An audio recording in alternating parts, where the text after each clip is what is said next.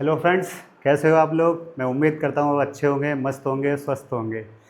हम लोग UP police का प्रैक्टिस सेशन कर रहे थे, जो कि आज तीसरा दिन है। ठीक है, तो चलो आज स्टार्ट करते हैं। ठीक है, लेट्स गो। पहला क्वेश्चन देखो जरा। सबसे छोटा धनात्मक पूर्णांक कौन सा है जो 12 और 16 दोनों से विभाज्य है। यानी वो नंबर कौन सा है जो 12 और 16 दोनों को डिवाइड करेगा। तो दोनों सबसे छोटा क्या रखा है, यानी लोअर कॉमन फैक्टर निकालना है, एलसीएम निकालना है आपको। 12 और 16 का एलसीएम कितना हो जाएगा ये पता करना है। ठीक है, तो 12 और 16 का जो लासा होगा वो आप ले लीजिए बस। तो 12-16 से कटने वाला बड़ा नंबर क्या है आपका, 48। दोनों का एलसीएम ले लेंगे। देखो एलसीएम जल्दी कैसे लेते हैं, तो 12 और 16 है, तो ऐसा नंबर पाओगे आप जो बड़ा नंबर होगा जो दोनों को डिवाइड करेगा। तो वो अंतर लेने पर आपका क्या हो रहा है, ठीक है, अंतर लेने पर कितना हो रहा है आपका, 4 ही तो हो रहा है। तो 4 से आप काट दीजिए, इसको डिवाइड कर लो, ये 3 बार और ये 4 बार, फिर ये 3 बार होगा और 4 बार होगा, और फाइनली ये गुणा करके ले लीजिए, यही आपका एलसीएम हो जाएगा। तो एलसीएम कितना हो रहा है आपका, वो हो रहा है 4 × 4 × 3। तो फाइनली एलसीएम कितना हो रहा है आपका, 4 × 4 16 × 3 48। ठीक है, क्लियर है, नो डाउट।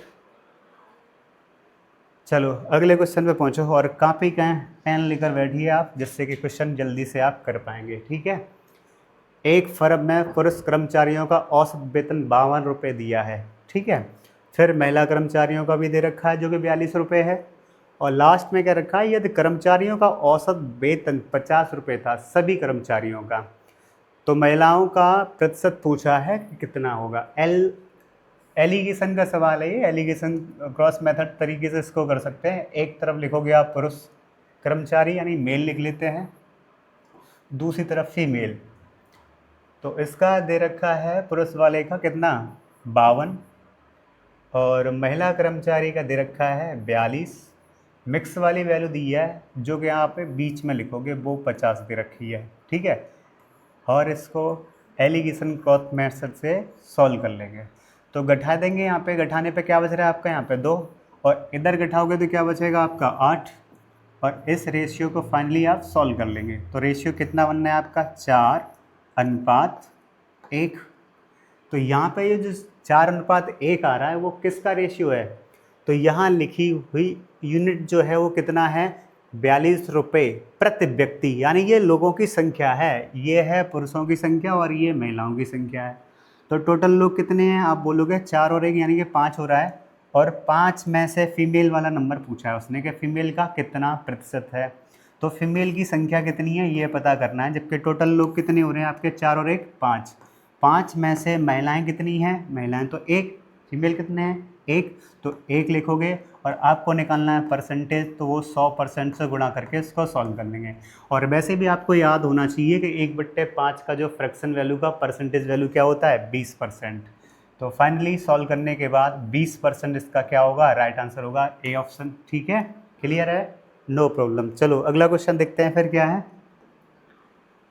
यहाँ पे ठहराव को छोड़कर बस की जो गति है वो 66 किलोमीटर प्रति घंटा है, और ठहराव के साथ बस की जो गति है वो 55 किलोमीटर प्रति घंटा है। ठीक है, लास्ट में क्या बोला है कि ठहराव पर बस नहीं, बस लिखा है। ठीक है, बस जो है कितने मिनट में, बस का दे रखा है वो कितने मिनट में या कितने मिनट रुकती है,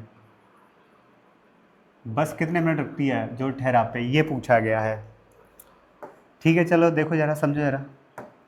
सवाल में ऐसे बोला है 1 घंटे में जो चलती है बिना रुके, वो 1 घंटे में कितना चल रही है, तो वो जा रही है 66 किलोमीटर। कितनी देर में, तो आप बोलोगे 1 घंटे में, तभी तो वो लिखा है 66 किलोमीटर प्रति घंटा। तो 1 घंटे में वो जा रही है 66 बिना रुके, जबकि उतनी ही दूरी है। दूरी तो ये फिक्स होगी ना, दूरी आप मान लीजिए कोई डी मान लो, आप कुछ भी मान लो, यहाँ पे जैसे आपने डी दूरी मानी है, इसकी जो डिस्टेंस है वो तो फिक्स होगी ना। ठीक, अब बिना रुके 66 किलोमीटर प्रति घंटे की स्पीड से आ रही है, यानी 1 घंटे में 66 जा रही है, और रुक रुक के चलती है वही डिस्टेंस, तो कितना गति से चल रही है 1 घंटे में, तब वो 1 घंटे में जो चल रही है, ठीक है, और वो कितना चल रही है तब वो चल रही है आपकी 55। कितनी चल रही है, 55। तो ये पहले वाले से कुछ कम है ना, मान लो यहाँ तक रखी है, तो ये जो बचा हुआ है यही समय, ये जो बचा हुआ समय है वही ठहराव का समय होगा। इस डिस्टेंस को जितना कवर करने में टाइम लगेगा वही ठहराव का होगा। तो मान लीजिए कि ये अगर 66 की स्पीड से अगर चलती तो ये कितनी देर में इसको कवर कर लेती। ये डिस्टेंस कितनी है, ये 66 किलोमीटर है और ये कितना है 55 किलोमीटर। तो दोनों में कितना ये लेट है या कितना कवर कर रही है जो रह गया उसको कवर करने के लिए। तो घटाने पर 11 किलोमीटर ही तो रहा आपका। तो 11 किलोमीटर जो रह गया है, अगर वो 66 की स्पीड से ही चलता तो टाइम क्या लगता। तो टाइम बराबर क्या होता है आपका, डिस्टेंस अपॉन क्या होता है, स्पीड। स्पीड किस स्पीड से जा रही है वो, बिना रोके 66 की स्पीड से। तो यहाँ पे 66 से भाग लगा देते आप, किलोमीटर प्रति घंटा।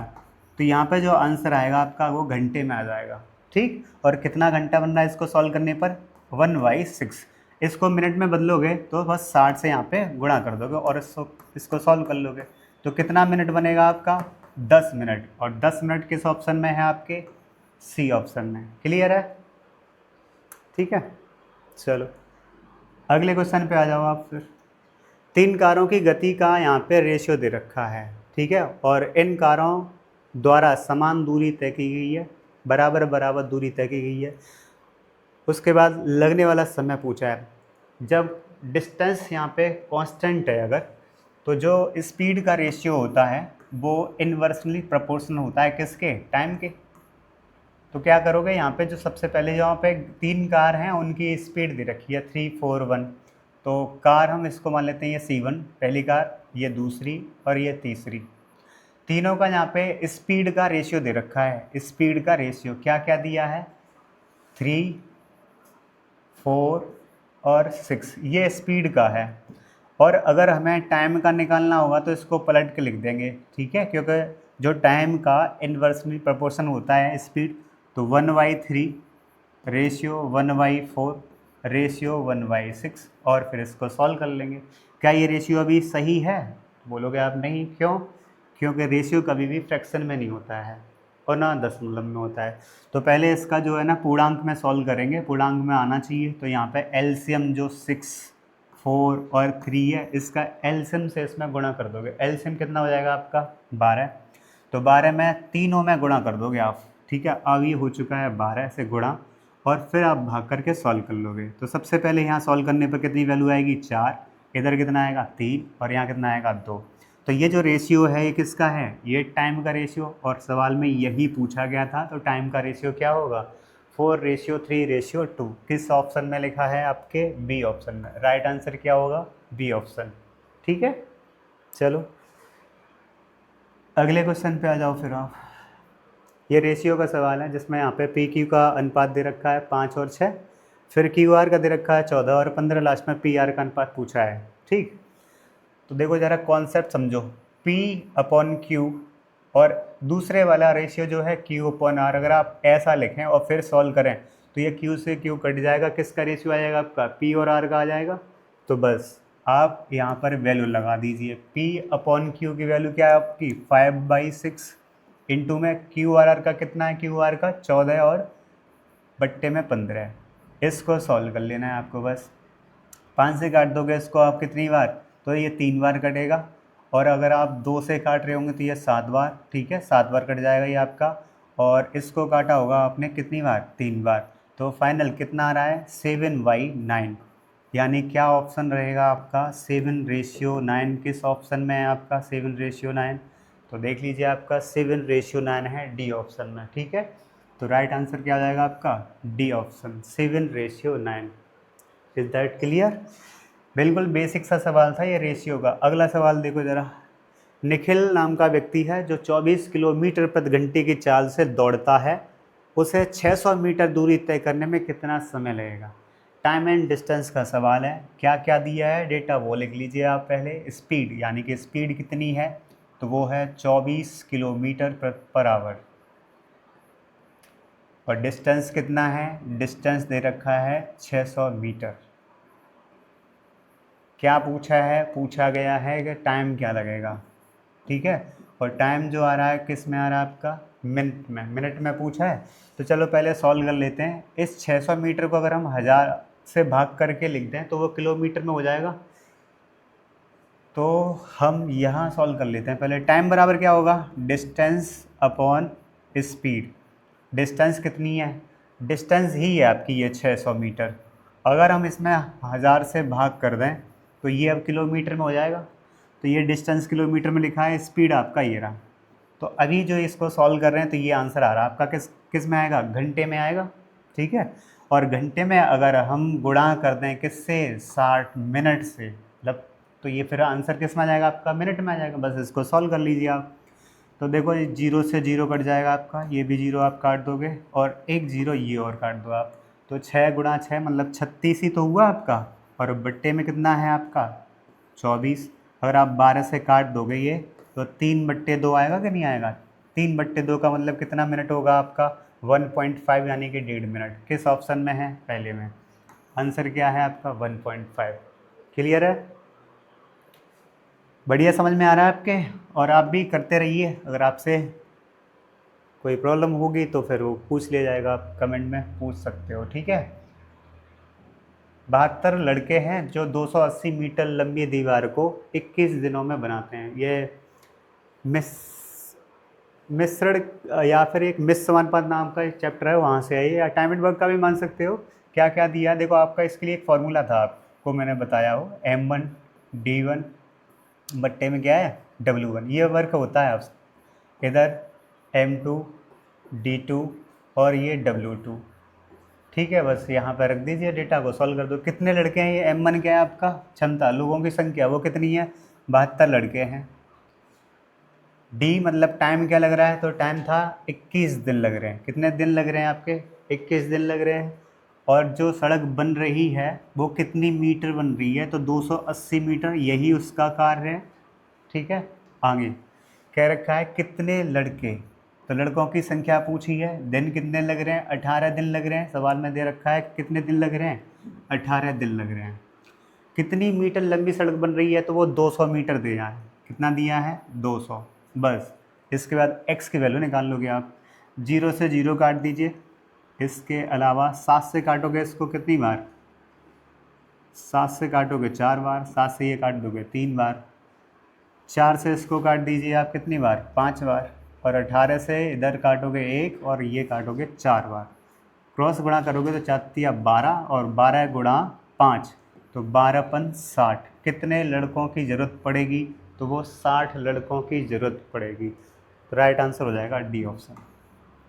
ठीक है, चलो अगले सवाल को देखो फिर।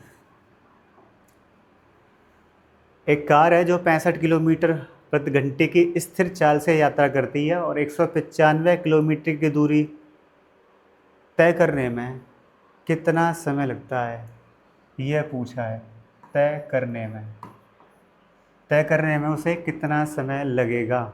ठीक है,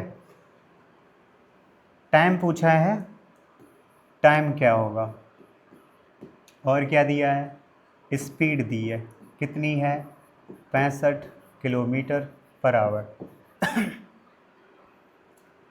इसके बाद डिस्टेंस क्या है, डिस्टेंस 195 किलोमीटर, और समय भी घंटे में ही है। तो टाइम बराबर डिस्टेंस अपॉन स्पीड। डिस्टेंस कितनी है 195 और 65 स्पीड है। सीधे भाग कर दोगे, 65 से कितनी बार जा रहा है, 3 टाइम्स, 3 बार जा रहा है। तो 65 से 1 बार, 65 से इधर 3 बार। तो सॉल्व करने पर क्या आ रहा है आपका, 3 घंटे। राइट आंसर हो जाएगा आपका 3 आवर। बढ़िया समझ में आ रहा है ना। ठीक है, अगले क्वेश्चन पे पहुंचो आप। एक साहूकार ने पाया कि वार्षिक ब्याज की दर 18% से घटाकर 15% होने पर उसकी वार्षिक आय 750 रुपये कम हो जाती है। तो धनराशि क्या है, ध्यान से समझो ज़रा। 18% रेट ऑफ इंटरेस्ट थी जो घटकर कितनी हो गई है 15%, यानी एक साल में 100 रुपये पे कितना ब्याज मिल रहा था, पहले 18 रुपये, और फिर घटकर कितना हो गया 15। तो कितना कम हुआ, तो इसका जो अंतर है वो 3% ही तो है। तो 18 से 15 हो गया तो 3% ही तो कम हुआ। और इसी 3% की वैल्यू सवाल में कितनी कम हो रही है, यहाँ पे देखो 750। तो 3% बराबर 750 है। धनराशि क्या होगी, वो 100% होगी। आप 100% बराबर यहाँ से निकाल लीजिए। 3 से इसको काट दीजिए, कितनी बार कटेगा ये? 250 बार, ठीक है। और 100 बराबर निकालना है आपको, तो इधर से 100 गुणा कर दो आप, और इधर से भी 100 से गुणा कर दो, और 100 से गुणा करते ही कितना आ जाएगा आपका? 25,000, ठीक। पहला ऑप्शन हो जाएगा राइट आंसर आपका। क्लियर है ना? ठीक है, ये रहा, ये डीआई का सवाल है, डाटा इंटरप्रिटेशन।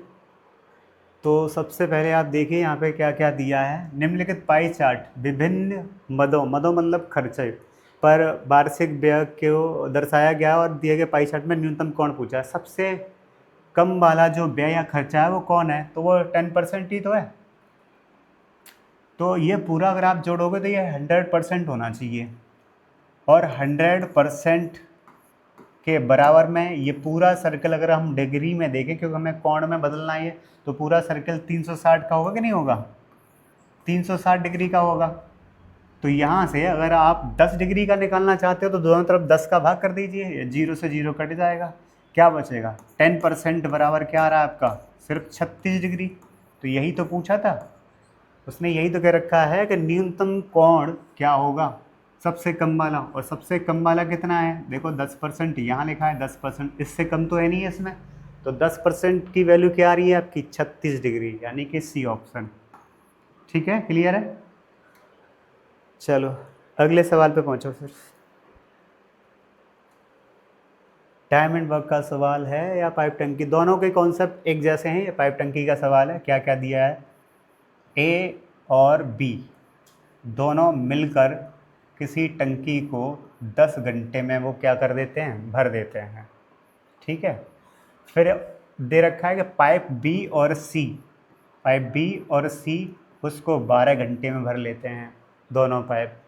लास्ट वाले में दिया है कि ए और सी दोनों मिलकर, ए और सी दोनों मिलकर कितने टाइम में?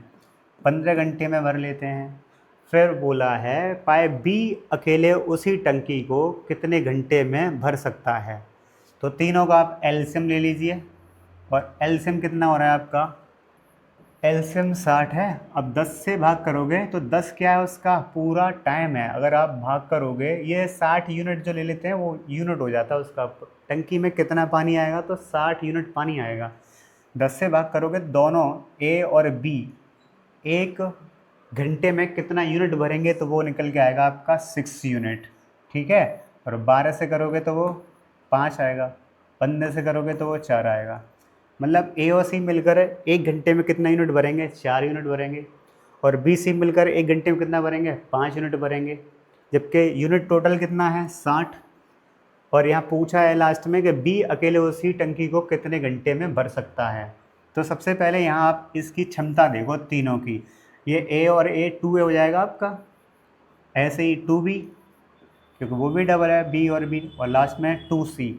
ये 6 लोग हैं, और 6 लोगों की क्षमता क्या हो रही है? 6, 5, 11 और 4 पूरा 15। तो क्षमता जो हो रही है वो 15 हो रही है। इसमें से 2 कॉमन ले लो अगर आप, तो 3 लोगों की क्षमता क्या होगी? ए बी सी की, वो हम यहाँ से निकाल सकते हैं। तो ए बी सी की जो क्षमता बन रही है वो 7.5 बन रही है तीनों लोगों की। 15/2 लिख लेते हैं, ठीक है, क्योंकि यही तो है 7.5। अब लास्ट में जो पूछा है उसने बी अकेले पूछा है आप, तो आप ए और सी वाला घटा दीजिए। अगर आप ए और सी की वैल्यू जोगे, यूनिट कितना है? 4। इसमें से अगर आप घटा देंगे तो सी का यूनिट वो बी का आ जाएगा कि नहीं आ जाएगा? क्योंकि ए सी घटाओगे तभी तो बी का आएगा। तो ए सी की वैल्यू घटा दीजिए इसमें से, जो कि 7.5 है, या 15/2, और उसमें से ये 4 घटा दोगे तो 3.5 ही तो बच रहा है, 3.5, ठीक है। अब बस इसी यूनिट से भाग कर दीजिए तो बी की वैल्यू आ जाएगी, क्योंकि उसने यही तो पूछा है बी अकेला उसको कितने समय में भरेगा। तो टोटल यूनिट कितना दिया था? 60। 3.5 का मतलब 7/2 भी लिख सकते हैं। और जब किसी फ्रैक्शन से भाग करते हैं तो पलट के गुणा करके सॉल्व कर लीजिए आप। तो 60 का हो जाएगा ये डबल, बट्टे में है 7, तो सॉल्व करने पर 120/7। ठीक, क्लियर है? Option C right answer. ठीक है, समझ में आया कि नहीं? एक बार फिर से समझ लीजिए, अच्छा सवाल है। ए और बी मिलकर टंकी को 10 मिनट में भर सकते हैं। डाटा दे रखा है, 10 मिनट नहीं है, 10 घंटे है। ठीक है, ए और बी मिलकर 10 घंटे में भर सकते हैं। पाइप बी और सी मिलकर टंकी को 12 घंटे में भर सकते हैं। जबकि पाइप ए और सी का जो डेटा दे रखा है वो 15 घंटे दे रखा है। तीनों का एलसीएम ले लेंगे, वो टोटल उस टंकी का यूनिट हो जाएगा, जो कि एलसीएम कितना हो रहा है आपका 60। 10 से भाग करेंगे, इसमें 6 बार जाएगा। 6 क्या है, 1 घंटे में भरा गया यूनिट, 6 यूनिट है वो। ठीक है, इसी प्रकार बी और सी का कितना आ जाएगा, 5 यूनिट आ जाएगा। 1 घंटे में जो किया गया कार्य होगा वो 5 यूनिट होगा। और ए और सी का 1 घंटे में किया गया यूनिट कितना है, 4 यूनिट है। तो टोटल यूनिट कितना हो रहा है, 6, 5 और 4 ऐड करने पर कितना हो रहा है आपका, 15 हो रहा है। ये कितने लोगों का है, ये 6 लोगों का है। अगर इसको हमें ए बी सी का निकालना है तो हाफ कर देंगे, तो हाफ हो जाएगा, यानी कि 7.5 हो जाएगा। और 7.5 में से अगर ए सी की वैल्यू अगर आप घटा दीजिए वो 4, तो बी की निकल के आएगी। और घटा देने पर 3.5 आया, यानी कि 7/2 भी उसको बोल सकते हैं। बी का ही पूछा है, तो टोटल यूनिट में बी की क्षमता से भाग कर देंगे आप, जो कि 7.5 है। भाग करने पे कितनी वैल्यू आई आपकी, 120/7। क्लियर है? चार संख्याओं का औसत 45 है। पहली दो संख्याओं का औसत दो अन्य औसत संख्याओं का 3 गुना है। और पहली दो संख्याओं का योग क्या है? ढंग से पढ़ लीजिए, आराम से पढ़ लीजिए। 4 संख्याएं हैं, उनका औसत 45 है। उनमें से पहली दो संख्याओं का औसत अन्य जो दो संख्याएं हैं उनके औसत का 3 गुना है। तो आप इसको मान लेते हैं, ये पहली है, ये दूसरी, ये तीसरी और ये चौथी। तो इन दो का जो औसत है, अन्य दो संख्याओं का जो औसत है उसका 3 गुना है। इसका 3 गुना, अगर इसको आप x मान लेते हैं तो इसका ये 3 गुना 3x हो जाएगा। ये तो सिर्फ एवरेज है, ये तो इन संख्याओं का क्या है, एवरेज। लेकिन अगर आपको टोटल निकालना है तो ये एवरेज 3x और 3x कितना हो जाएगा, 6x हो जाएगा इन दोनों का टोटल। और इसका टोटल क्या हो जाएगा, 2x। फाइनली में अगर चार संख्याओं का अगर योगफल करें हम तो वो कितना हो जाएगा, 8x। जबकि यहाँ कितना हो रहा है, तो वो 4 गुणा 45, 1800। ठीक है ना? और 8 से भाग करके यहाँ पे वैल्यू निकालोगे आप x की। पहली दो संख्याओं को योगफल पूछा है, पहली दो संख्याओं का योगफल यानी योग जो आ रहा था 6x आ रहा था, ये पूछा है। तो 4 से इसको काट लेंगे आप एक बार और ये 2 बार, यानी 2x की वैल्यू क्या आ रही है आपकी, और वो आ रही है 45। जबकि आपको निकालना किसका है, पहली दो संख्याओं का टोटल निकालना है। योगफल ही तो पूछा उसने, तो 6x निकालना है आपको। और यहाँ पे 3 गुना कर लेंगे तो ये 6x हो जाएगा। तो 3 से गुणा करने पर 45 गुणा 3 कितना हो जाएगा, 135। तो यहाँ पर जो योगफल बनेगा वो कितना बनेगा आपका, पहली दो संख्याओं का योगफल कितना होगा, 135। डी ऑप्शन हो जाएगा राइट आंसर। ठीक है, उसमें मैच ही नहीं किया पीछे वाले सवाल में, तो वो देख लेंगे। अगला सवाल देखो, एक लैपटॉप को उसके क्रय मूल्य से 20% अधिक अंकित किया गया है। ठीक है, क्रय मूल्य जो कॉस्ट प्राइस रहेगा वो 100 रहेगा, अंकित मूल्य कितना है, 20% अधिक है तो 120। फिर लास्ट में कह रहा है 5% का लाभ अर्जित करने के लिए उसे कितने प्रतिशत छूट पर बेचा गया होगा। ठीक है, समझिए आप पहले कॉस्ट प्राइस और MRP रेट या मैक्सिमम प्राइस। यहाँ इसको आप 100 रुपये मान लीजिए और वो 20% अधिक कह रहा है तो आप 120। ठीक है, 120 हो जाएगा। सवाल में कह रखा है 5% का लाभ कमाना है, तो 100 रुपये की चीज़ पर अगर आप 5% का लाभ कमाना चाहेंगे तो वो कितने की बिक रही होगी, उसकी सेलिंग प्राइस क्या रहा होगा, 105 रहा होगा। अब कितने प्रतिशत की छूट पर बेचा है, डिस्काउंट पूछा है। डिस्काउंट हमेशा दिया जाता है मैक्सिमम प्राइस पे। तो देखिए 120 से 105 में बेचा गया है, तो कितने रुपए का डिस्काउंट है यहाँ पे। ठीक है, 120 रुपये को 105 में कन्वर्ट किया गया तो 15 रुपये का डिस्काउंट है कि नहीं है, तो 15 रुपये का डिस्काउंट है, 15 रुपये कम किए गए हैं।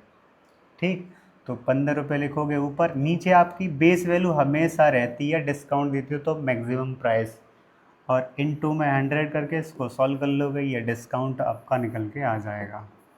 ठीक है, तो ज़रा सॉल्व कर लेते हैं, कितना बन रहा है। 0 से 0 काट दीजिए और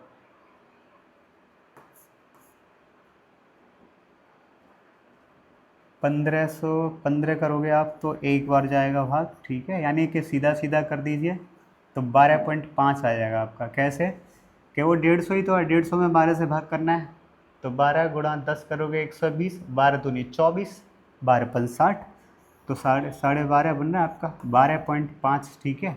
तो डिस्काउंट कितना बना आपका, ए ऑप्शन 12.5%। क्लियर है। जो हमेशा डिस्काउंट देते हो ना तो उसकी बेस वैल्यू रहती है, वो क्या रहती है आपकी, एमआरपी रेट, अंकित मूल्य रहता है, ध्यान रखना। अगला सवाल देखो, एक परीक्षा में 30% विद्यार्थी गणित में असफल हुए हैं, 25% विद्यार्थी अंग्रेजी में और 15% विद्यार्थी जो हैं असफल हैं। 2 बार लग गया इस पर, कोई बात नहीं, आप एक ही बार मानिए उसमें। असफल रहते हैं तो सफलार्थी कितने प्रतिशत होंगे, सफल विद्यार्थी पूछे हैं कितने प्रतिशत होंगे, ठीक। तो यहाँ ये परसेंटेज का सवाल है, ज़रा देखिए। जो वेन डायग्राम बनता है ना, इसमें वेन डायग्राम से कर लेते हैं। वो यहाँ जो डेटा दिया होगा 15% दोनों वाला, दोनों विषय में असफल रहते हैं। तो ये जो वेन डायग्राम बना रहे हैं हम लोग, वो किसका बना रहे हैं, फेल होने वाले लोगों का बना रहे हैं। तो सबसे पहले एक सब्जेक्ट है आपका मैथ, इसको मैथ, ठीक है। दूसरा वाला क्या है, इंग्लिश। तो मैथ में कितने परसेंट विद्यार्थी हैं, 30, जिसमें से 15 तो दोनों में फेल हुए हैं, तो 15 आप यहाँ लिख लोगे। और पूरा ओवरऑल मैथ में कितना हो रहा था आपका, 30%, 15 इधर लिखा है, 15 ये और हो गया, पूरा हो गया मैथ में 30। और अंग्रेजी में, इंग्लिश में कितना दिया है आपका, 25, जिसमें से 15 ये लिखा है, 10 और लिख लेंगे। तो टोटल विद्यार्थी यहाँ पे यही पूछा गया है बस, कि कितना विद्यार्थी जो है सफल हुए हैं। और ये तो असफल वाला डेटा है ना, तो ज़रा जोड़ो, 15 15 30 और 40, यानी टोटल लोग कितने फेल हुए हैं, 40%, क्योंकि ये डाटा पूरा किस में है, परसेंट में, ठीक है। तो फिर पास हुए लोग तो पूछा है ना, पास वाले लोग कितने होंगे, 100 में से अगर 40 फेल हैं तो 100 में से 60 बचे होंगे, घटा दोगे उसमें से, ये 40 फेल वाले घटा दोगे तो 60 बचेगा आपका, ठीक है। तो 60% इसका राइट आंसर हो जाएगा। समझ में आया कि नहीं, एक बार फिर से देखो। परीक्षा में 30% विद्यार्थी गणित में थे, तो देखो गणित वाले सेक्शन में देखो आप, 30 लिखा है, ठीक है। और इंग्लिश में 25 है, तो 15 10 25 हो रहा है, दोनों में कितना है, 15 है, तो वो लिखा हुआ है, दोनों में 15 15 ये 30, ठीक है, 10, पूरा 40% लोग फेल हुए हैं, तो 60% लोग पास हुए होंगे बस, ठीक। अगले सवाल पे आ जाओ। इकाई का अंक निकालना है, कितना सिंपल सवाल है। इकाई का अंक निकालने के लिए सबसे पहले आप देखिए कि यहाँ 2 × 3 कितना हो जाएगा आपका, 6 + 5, और जोड़ने पर कितना हो जाएगा, 1, 11 बनना है ना। तो इकाई का अंक तो आपका क्या हुआ, 1 ही तो हुआ, ठीक है। छोटा सवाल है यूनिट डिजिट का। पति और पत्नी की वर्तमान आय का अनुपात है 5:4, 6 वर्ष बाद इनकी आय का अनुपात है 6:5, ठीक है। और उनकी शादी के समय उनकी आय का अनुपात था 4:3। तो उन्होंने कितने वर्ष पहले शादी की थी, ये पूछा गया है। उन्होंने कितने साल पहले शादी की थी। प्रेजेंट का रेशियो लिखोगे आप, कितना दिया है सवाल में वो देखो। तो वो दे रखा है 5:4, ठीक है। उसके बाद 6 वर्ष बाद, यानी कि फ्यूचर का रेशियो दिया है, और वो दिया है कि 6 वर्ष बाद 6:5 हो जाएगा, ठीक। तो उनकी शादी कितने समय पहले हुई थी, तब उनकी आय का अनुपात कितना है, 4:3। ये पूछा है कि उन्होंने शादी कब की है, कितने साल पहले की है, ठीक है। ये गैप पूछा है उसने, ठीक है। ध्यान से इधर देखो पहले, पति और पत्नी की वर्तमान आय का अनुपात कितना है, 5:4, वो ये लिखा है, प्रेजेंट का है, ठीक। 6 साल बाद अनुपात हो गया है 6:5, ठीक है, 6:5, कितने साल बाद, 6 अनुपात। लेकिन यहाँ पे देखो आप, 4 से 5 1 साल बढ़ा, 5 से 6 1 साल बढ़ा, तो एक यूनिट की वैल्यू सवाल में कितनी दी है, 6 साल बाद, तो यहाँ तो 1 आ रहा है। और यहाँ पर भी वो 1 यूनिट का ही तो अंतर है दोनों में, देखो 3 से 4 और 4 से 5, ये भी तो 1 ही है। तो तो 1 यूनिट का अंतर कितना है 6, तो यहाँ पर भी कितना होगा 6 होगा, यानी कितने साल पहले शादी की होगी 6 वर्ष पहले, बस हो गया सवाल। तो राइट आंसर हो जाएगा आपका बी ऑप्शन। क्लियर है? अगले सवाल पे पहुँचो। ख़त्म? ठीक है भाई। तो ये अच्छा एक सवाल है तो, और ये सवाल है आपके लिए, इसका जवाब आप देंगे कमेंट बॉक्स में, ठीक है? Thank you.